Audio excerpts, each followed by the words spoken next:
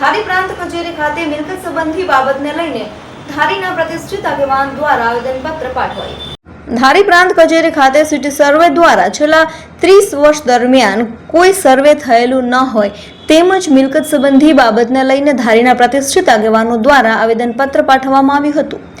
આવેદનપત્રની મુખ્ય માંગણી અનુસાર છેલ્લા 30 વર્ષ દરમિયાન ધારી સિટી સર્વે વિભાગ દ્વારા કોઈ મિલકત સંબંધિત સર્વે થયું ના હોય।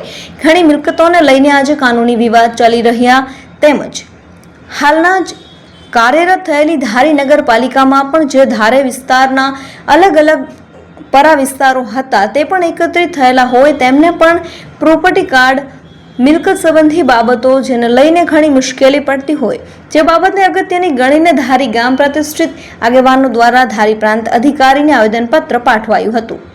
આયોજનપત્ર આપવા માટે ખૂબ મોટી સંખ્યામાં લોકો ઉપસ્થિત રહ્યા હતા। ધારી પ્રાંત અધિકારીએ જણાવ્યું હતું કે આપની માંગણી અનુસાર કાર્યવાહી માટે હું તાત્કાલિક આ બાબતને સંકલન મીટિંગમાં પણ આ મુદ્દો લેવડાવી દઉં છું અને સરકારશ્રીમાં આ બાબતે યોગ્ય નિર્ણય થવા માટે મોકલી પણ આપું છું। સાહેબ, આજે અમારા ધારીના સૌ શ્રેષ્ઠીઓ પૂર્વ ધારાસભ્ય માનનીય શ્રી મનસુખભાઈ ભુવા જેઓ હાલ ધારી નગરપાલિકા કારોબારીના ચેરમેન શ્રી તરીકેની જવાબદારીમાં છે। હું શાંતિલાલ પરમાર અમરેલી જિલ્લા ભાજપ અનુજાતિ મોરચાના મહામંત્રી તરીકે જવાબદારીમાં છું। મારી સાથે નગરપાલિકાના સાથી સદસ્ય ગૌતમભાઈ દાફડા, શહેર ભાજપ અનુજાતિ મોરચાના પ્રમુખ હિંમતભાઈ ખેતરિયા, મહામંત્રી લાલજીભાઈ દાફડા સહિતની આખી ધારી નગરના સૌ શ્રેષ્ઠીઓની ટીમ મહેરબાન પ્રાંત કલેક્ટર શ્રી ધારીને રૂબરૂ મળીને આવેદનપત્ર આપ્યું છે કે ધારીનું આજથી 30 વર્ષ પહેલાં સિટી સર્વે થયેલું, પરંતુ જે તે સમયે પ્રોપર્ટી કાર્ડ ઇસ્યુ થયેલા નથી, માત્ર સિટી સર્વે કાગળ ઉપર થયેલું છે।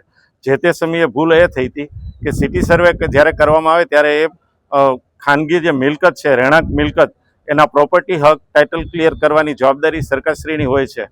જે તે સમયે જે અધિકારીઓએ સર્વે કર્યું તેમાં ટાઇટલ ક્લિયર કરવાના કામે તપાસ અર્થે ગયેલા ત્યારે ઘણી વખત એવું બને કે કેટલાય મિલકત ધારકો બહાર ધંધા અર્થે હોય ત્યારે એવી મિલકતો નોટ ફાઉન્ડ અથવા તો મળી આવેલ નથી, એવું કંઈક કરવું જોઈએ। એને બદલે જે તે સમયના સિટી સર્વે ઓફિસરે ખૂબ જ મૂર્ખામી ભર્યું કહી શકાય એવું કામ કર્યું છે અને એ મિલકતોને શ્રી સરકાર બતાવી છે।